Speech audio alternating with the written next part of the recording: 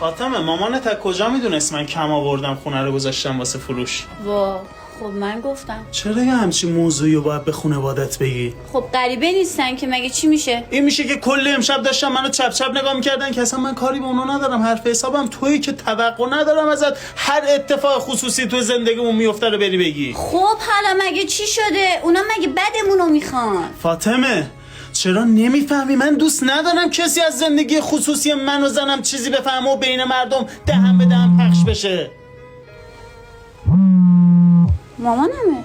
بذار بلنگو. الو سلام مامان جانم. سلام مادر، خوبی؟ کسی پیشته؟ نه چی شده؟ میگم حواست به این شوهرت باشه ها. مامان ببین اگه واقعا برشکست شده تو بدبختی زندگی نکنی، طلاقتو بگیری، مریتم که هم درست حسابی زندگی میکنی. مامان این حرفا رو از کجا در میاری؟ یعنی چی؟ از کجا آوردم؟ خب زندگی بدون پول مگه میشه؟ مامان بعداً حرف میزنیم. خدافظ.